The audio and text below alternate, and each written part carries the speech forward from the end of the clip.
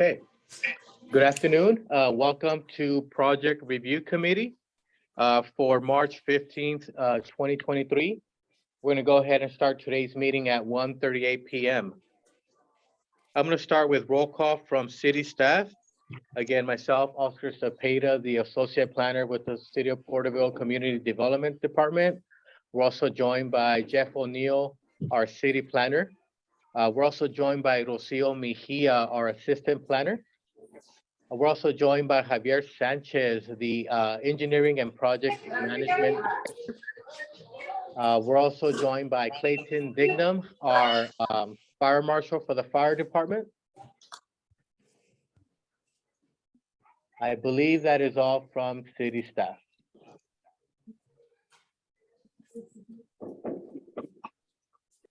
Okay. At this time, I'm going to go ahead and open oral communications. This is the opportunity for members of the public to address the committee on any matter pertaining to project review.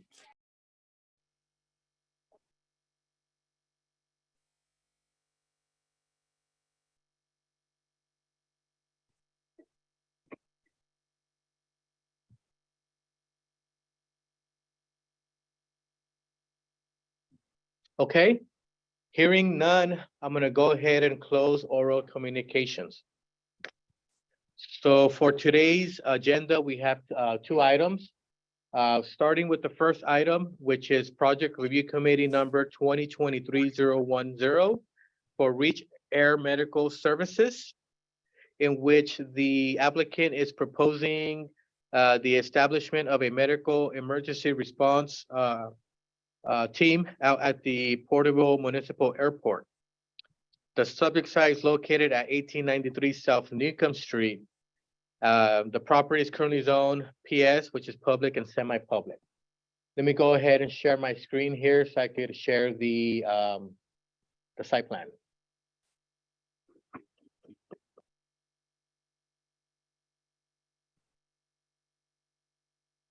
With that, we're going to basically open it up for the applicant. If they could kind of give us more of the goal here of what we're wanting to propose. Sure. Yeah. Thank you for having us. My name is Christopher Schrader. I'm the Senior Director of Operations for Reach Air Medical Services. So yes, as you mentioned, we are looking to bring air medical 911 and interfacility transport by rotor wing into the community of Porterville with a start date somewhere right around the first to second week of April. What you're looking at here is actually going to be for our helicopter and for for storage for our maintenance facility as well. Excuse me, our maintenance items just for routine maintenance. As far as the crew goes, we will be at another location, so this will not be 24/7 operation for our crew or anything like that. What is being proposed is, you can see, just a 10 by 40 mobile office construction trailer, which again would be some storage for maintenance and flight that goes along with the helicopter, and then some gravel just for the driveway. Just so it's dirt lot right now, so if we park up there, we're not having any issues with getting stuck. So that is what that would be used for at this time.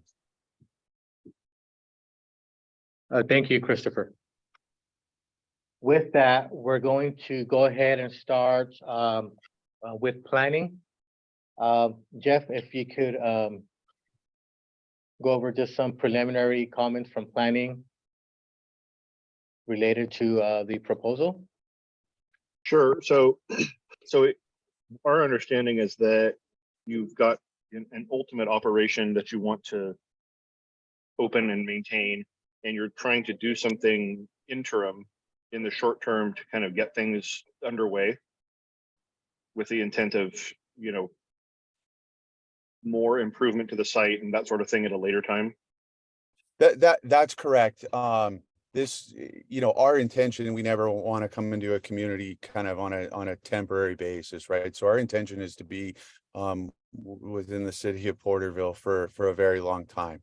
That said, yes, our plans would be to develop this piece of land, or at least propose to develop this piece of land into what would be a 24-hour base of operation on site, should that be approved. But right now, what is needed to be able to operate is a place for us to source some basic necessities for the aircraft, and then we can operate with that. So then, and this, we're revising some of our understandings and assumptions as we've seen a couple different I mean, the first site plan showed the 2 trailers on it. This one shows the one with the gravel drive. So is the intention right now to store helicopter service, correct? Emergency medical helicopter service, correct? Okay. And would the helicopter or helicopters be stored on the site? That is correct. Okay, so then you get a call, you move the helicopter from here to an acceptable takeoff location, or would they be able to take off from the site? My understanding is we did meet with the airport manager, and there was an allowance to be able to take off from that site, but also Okay. would be able to, if needed, we can certainly hover taxi to there's a couple helipads, I believe. Okay. Yeah, that you're showing there, and we're absolutely able to hover taxi and take off from there. So Okay, and I'm not trying to split hairs or delve into any proprietary operational stuff. Part of the issue we're coming up against is that we don't have a mechanism to approve a temporary office space. We could approve a temporary office and logistics site as a phase of an overall final project. But if we go through, like, if we're just looking at what's on here, what it looks like is we're going to have just an office that has a way to get to and from the travel way, and that's pretty much it. So an office, okay, that's simple. If we're talking about storage and maintenance of an aircraft, that unfortunately falls under a different kind of category, which isn't problematic. We just need to know what the overall intent is, and how we can incrementally allow you to start from scratch and then end up with your final operational facility at some point in the future. So, I mean, there will be some other comments from some of the other departments, and as Clayton said, the city's running ragged right now as far as getting everything coordinated for meetings like this. But I mean, if we were just to say, sure, this is fine, and you apply for a building permit and you put gravel down in an office, and then you have an aircraft on the site all of a sudden, well, that's not anything that was kind of approved as part of the process. So what we want to do is get you the approvals you need. And again, we can do it incrementally as long as we know what the end result is supposed to be. But So short term, go ahead. sure. No, I'm sorry. I didn't mean to cut you off. Go ahead, please. No. I need to be cut off. Also. No, I was going to say, so I guess the way we had looked at it is this was, this piece of land was, going to house this construction trailer, office trailer, whatever you want to call it, just from a storage, but the actual aircraft placement would be on the airport ground. So whether that's out in front or whether that's in a parking space, I guess my question is, does that change it? So if this is leasing a piece of property and placing a, that temporary, structure there so that we have a place for storage and a place to, have some internet access, et cetera, for our maintenance, but we actually have the aircraft in one of the tie down locations on the airport, does that change the scenario? Because honestly, I don't think we're looking to, park the aircraft in that dirt lot and call that a base. It's more about having a place to keep, basic essentials to service an aircraft, And then again, yes, of course, we would, from a response time and from being as close to the aircraft as we can, I think the hope would be that we could develop this site into that 24-hour base. But it in the, you know, in its very simplest form right now is a leased piece of space to have it, you know, a storage area for our maintenance and aviation, you know, facility. And then the aircraft can be out on a tie down, as any other general aviation. So, is it, I guess, is it your intent to later on just develop a full-on hangar with offices and sleeping quarters for, you said 24-hour operations? Yeah, I mean, that would be the hope. Whether it's a hangar or not, I mean, we don't necessarily require a hangar, and sometimes we'll actually look to see if we can partner with somebody to sublease, you know, some area, whether that's here or another location where we want to do maintenance per se. Ideal state is always to have a hangar, but yeah, the idea would be long term, would be to submit plans to do a 24/7 base of operation. And what But do that, you, and not holding you to anything, but with that said, what do you imagine that timeline to look like? 1 year, 3 years, 5 years, 6 months, what is it? honestly, you know, we probably could submit as soon as, you know, within a few months, at least, the plans of putting it together. So, I honestly, the city would drive probably the timeline of approvals, but we would be ready to do it as soon as we could get plans together, a site plan, and submit. Okay.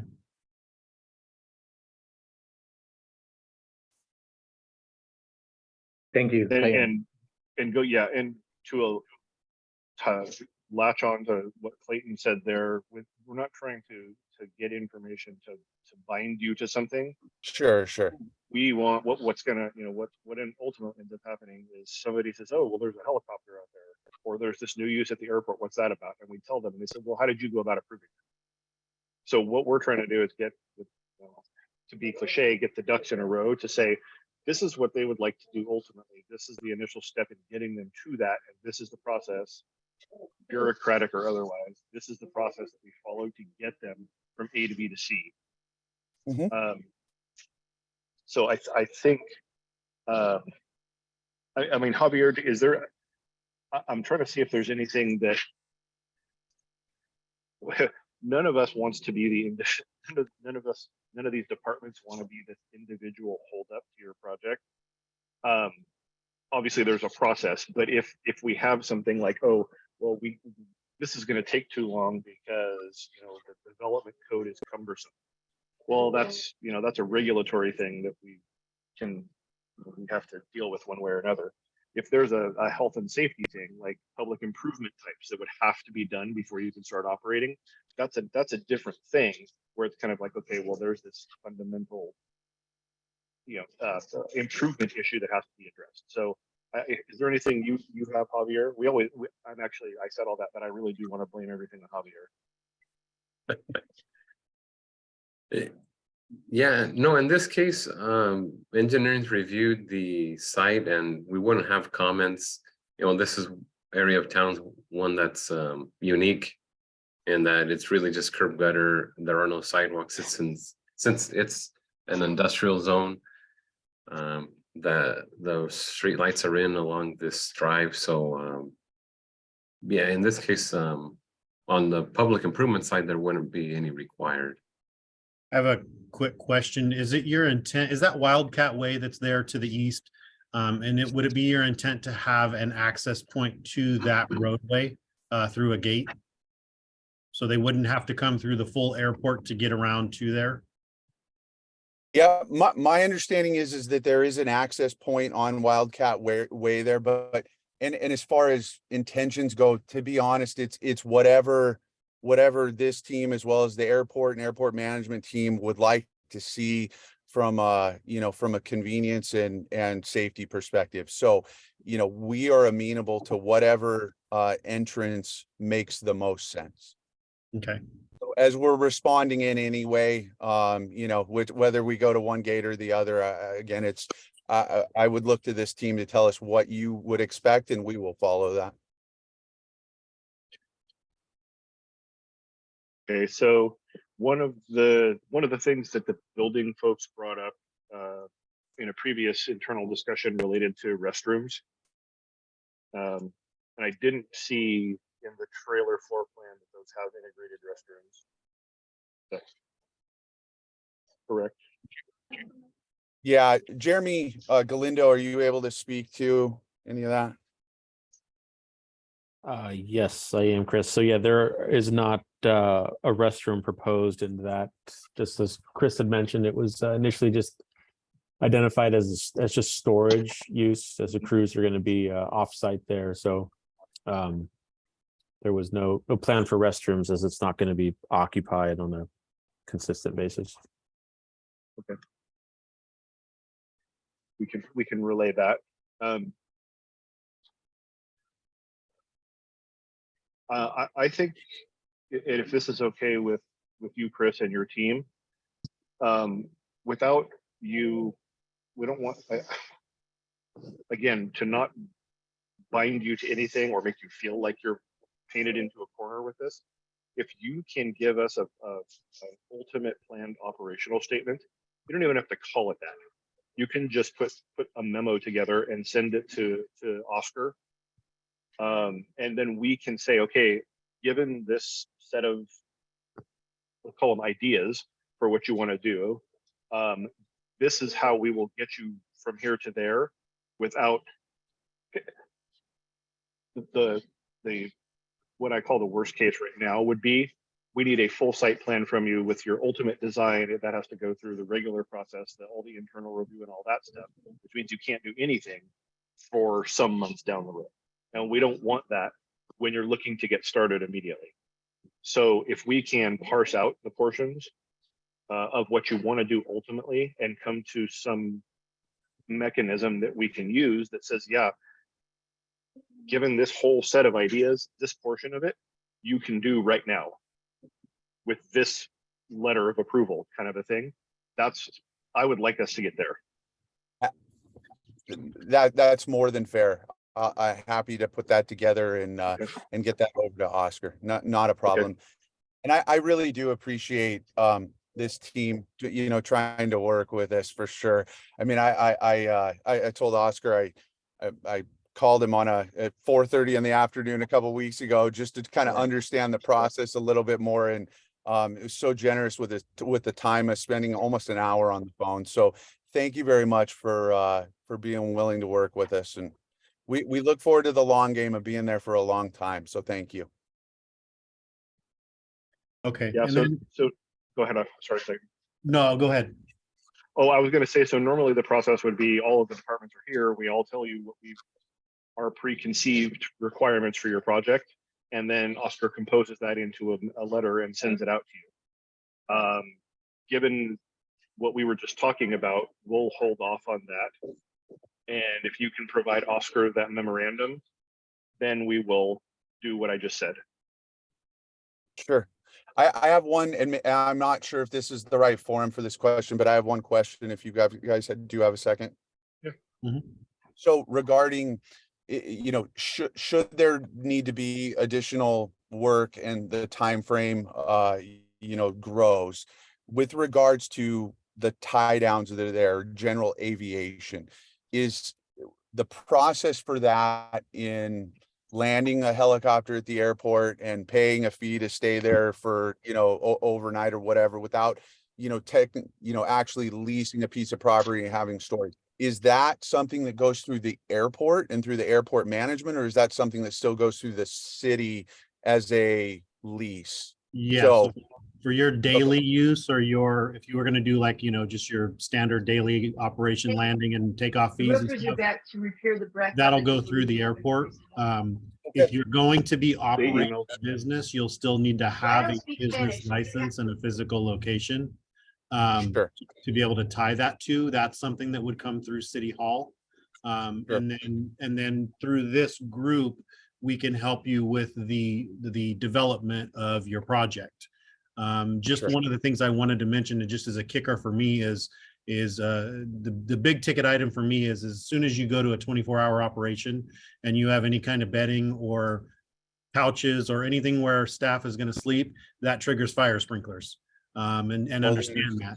But there are buildings, there are hangars right there that already have that on that road. You've got a hydrant within the required distance, and you could potentially set your FDC where you'd be able to take advantage of that hydrant. So Awesome. That's great. No, we definitely understand the life safety components and making sure sprinklered buildings and ingress, egress, et cetera. So I appreciate that, and we will definitely make sure that that's in place when we move to phase 2, I guess. And So. Chris, Daniel, Yeah. if I could, I think it'd be good too, because I know we're new to this area. And so in every county is different, right? And that's the challenges I would say, we have of understanding the different requirements and different processes from different counties. But maybe just hopefully to ease the city's minds a little bit is that we're a really large air company that have opened up, and Chris has opened up a ton of these bases. So like you said, in all variations, especially when it comes to housing crews on site, even though every county is different, right? And us learning that process, we're very experienced in being good partners and have opened these bases multiple times with all these different parameters. So, just hopefully to give this group confidence that Chris's team is a tremendous team that have a ton of subject matter experts that do just this multiple times around the state. So, whatever is required, we will make sure that it's done right, and you'll have confidence in that.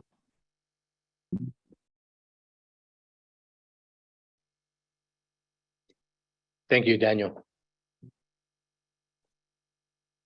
Okay, so I will, so a takeaway from this is we will draft kind of a statement of what our end goal is and be as specific as we can with that, and then get that back to Oscar ASAP.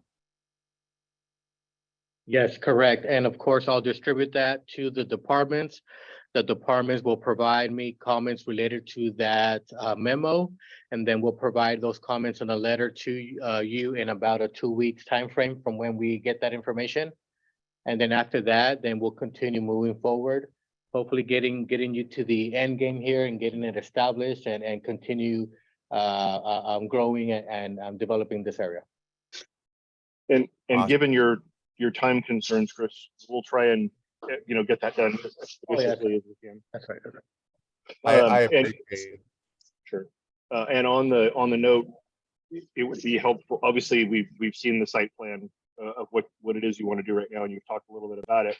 If you can provide the overall detailed scope, and then say, but right now we just want to do this, and provide the interim component, just so we have that all in one place to look at. That would be helpful.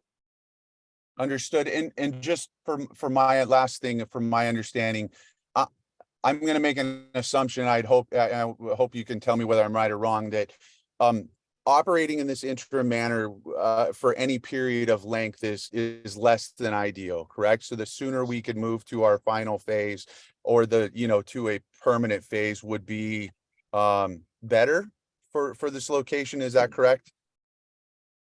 Yes, because typically we don't allow modular offices as a standalone kind of a thing.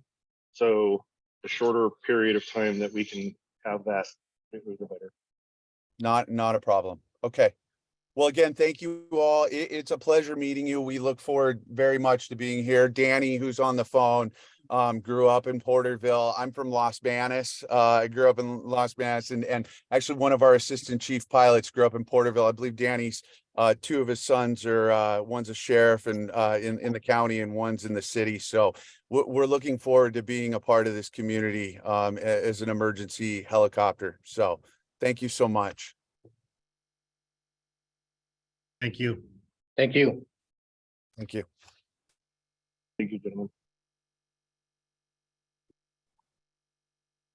Sounds good. So with that, we'll continue Project Review Committee with the second item on today's agenda. So the second item that we have on today's PRC agenda is Project Review Committee number 2023-011 for Crazy Deals Liquidation located at 118 North 2nd Street. Do we have the applicant here with us? Yes, I'm here. All right, let me go ahead and get that project here.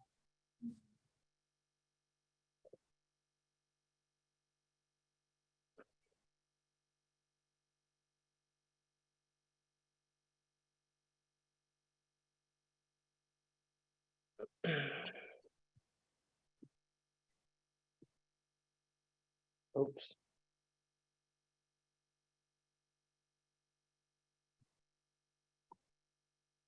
Okay. So I'm gonna go ahead and start with planning's comments.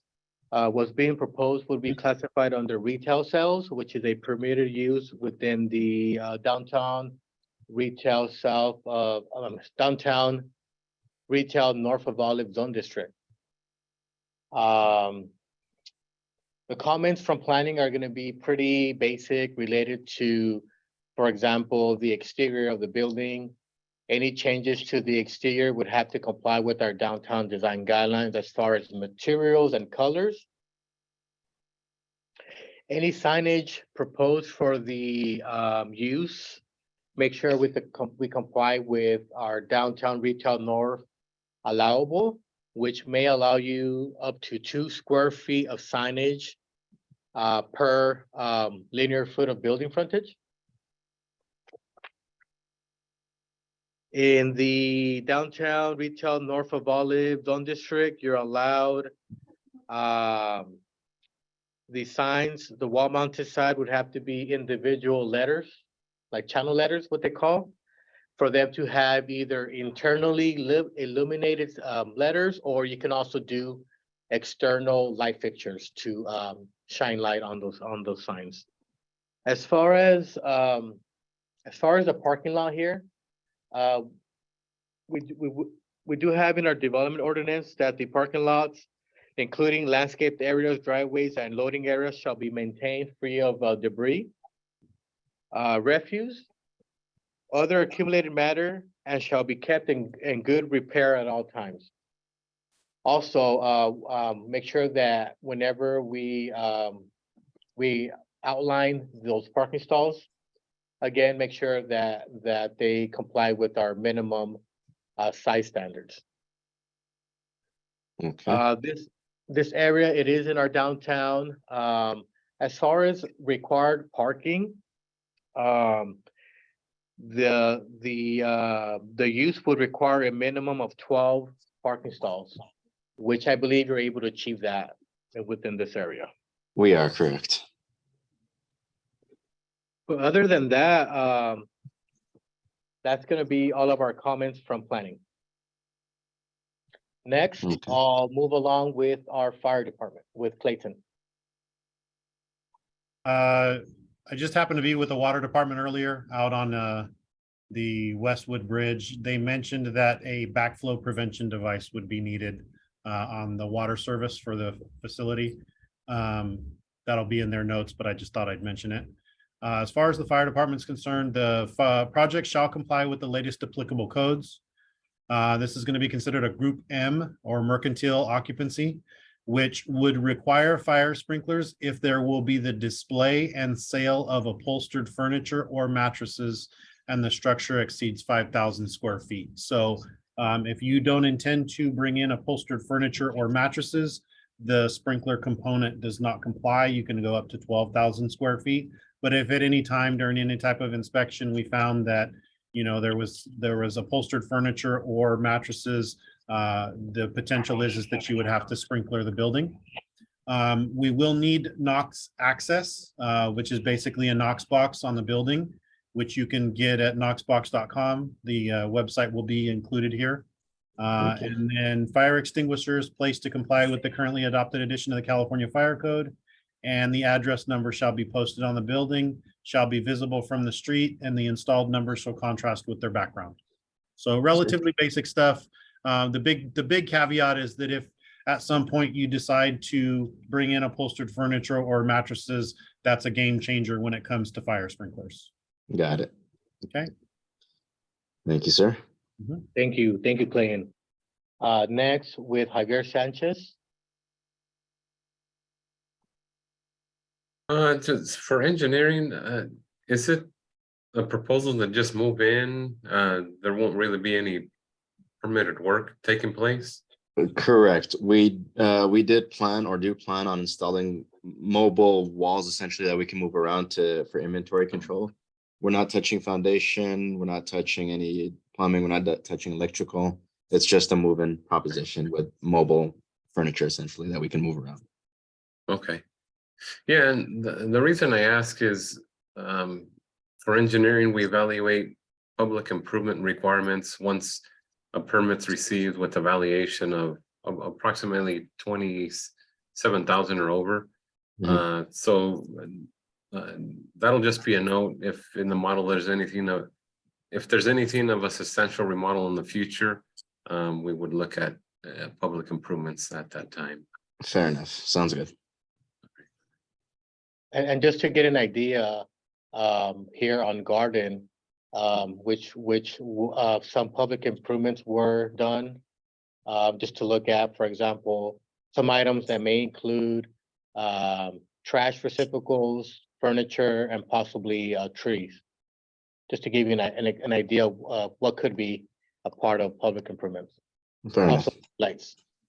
Right. Got it. Okay. Okay. As mentioned earlier, some members were not able to join us. We'll provide comments from those members that would include from the building division, field services. No, field services already went over that. Related to the project. We'll provide everybody's comments in a letter based off what was proposed on today's meeting. And you should get that in about 2 weeks time frame. Okay. If you have questions, feel free to reach out to planning, myself, Oscar, and I'll be able to answer your questions or possibly guide you to the correct representative. Fair enough. I do have one question. It would be for Sure. Mr. Dignam. Moving forward, and we do plan probably within the next 3 to 4 years on purchasing the building. And if any other sort of business goes in, that's a 20, because we were with the prior project we were reviewing, I was just listening in. A 24-hour operation, if there won't be anybody living within it at all, that's not a residency sort of thing, would a fire sprinkler system be something that's still required? No, what you heard me talking about is essentially there is a live work requirement, and then there is a residential requirement when people are sleeping that triggers fire sprinklers in the building. So your building, if you just operate it as a straight mercantile, straight store, it can be up to 12,000 square feet before fire sprinklers are required.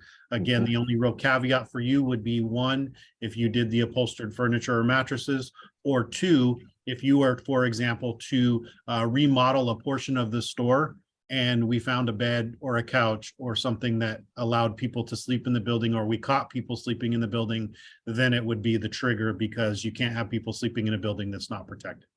Got it. And that's within the mercantile system. Now, what if it became, let's say, a building for service? So you would go a through public service. what's called an occupancy change, and Mhm. whatever occupancy you propose, you would fall under those requirements. So let me just give you an example. If you say were to take the retail store out of this, and you were going to go through an occupancy change to put in a auto mechanic shop, Mhm. and you are going to do repair on commercial vehicles, that same 5,000 square feet trigger is going to come in for fire sprinklers. Okay. What If you're about gonna sorry, if I interrupted, I apologize. No, you're fine. Let's say a gymnasium in there. Would that, what's the requirements on that? It's gonna be dependent upon the type of occupancy assembly that it falls under, whether it's an A3 or an A4, whether you're going to have spectator seating, whether you're not going to have spectator seating.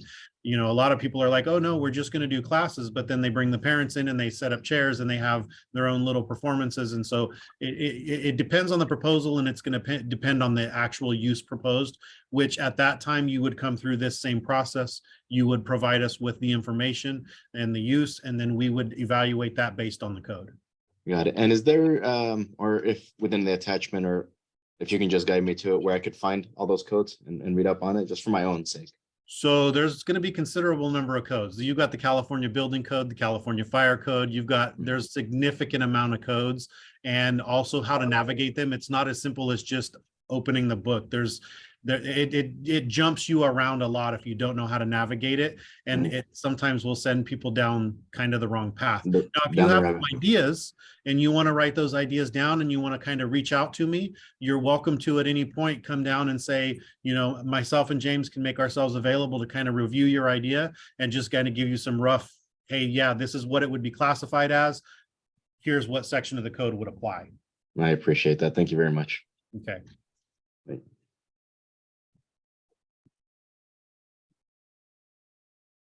Although, if you want to try, you can look up the California Building Standards Commission, and it'll take you to the DSA, to the website, and you can peruse the various codes. There, unless it's something that you do all the time, like Clayton and Mr. Wickersham, it is confusing as all get out.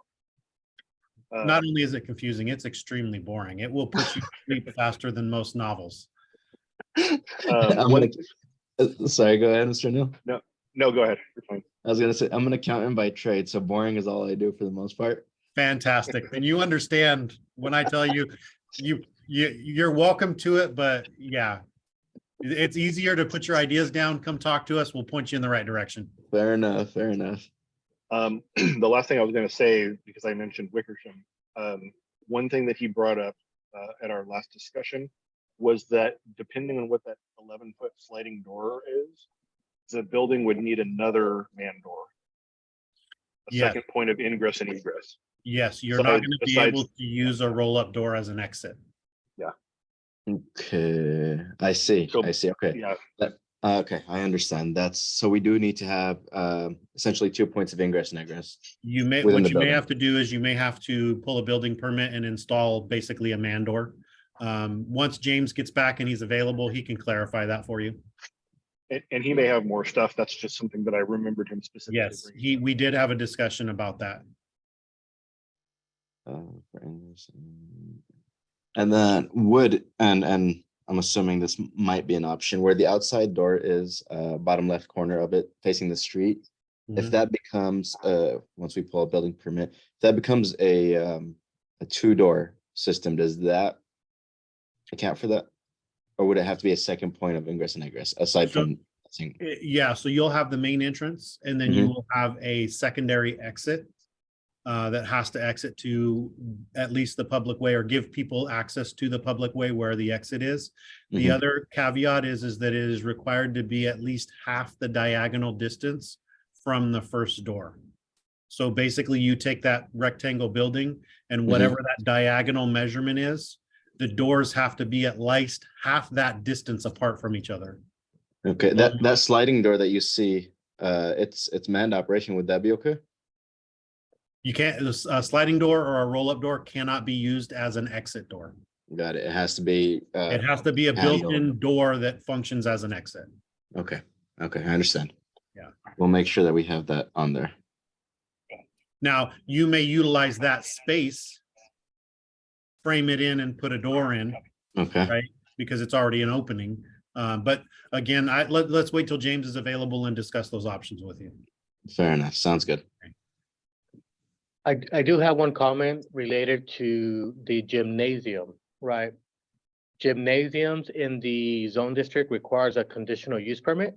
Just so you're aware of that, which is a discretionary process approval from our city council. You know, but of course you can propose instructional services in which you have an instructor teaching classes, either weightlifting classes, that would be something different. That would fall under instructional services, which is a permitted use. But if you want to propose a gymnasium, that would require a conditional use permit, just so you're aware.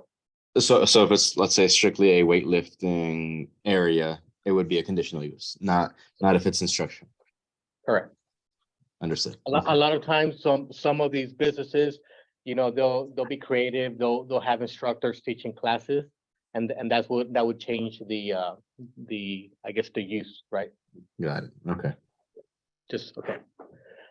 But again, if that comes in the future, we'll bring it back through a similar process. Project review committee will provide you comments based off that use and the steps to move forward with the conditional use permit. If you decide moving forward with that or any other uses that requires a conditional use permit. For example, let's say you want to propose a restaurant with alcohol sales, right? The alcohol sales would require that conditional use permit process. Understood. Okay. Yes, sir.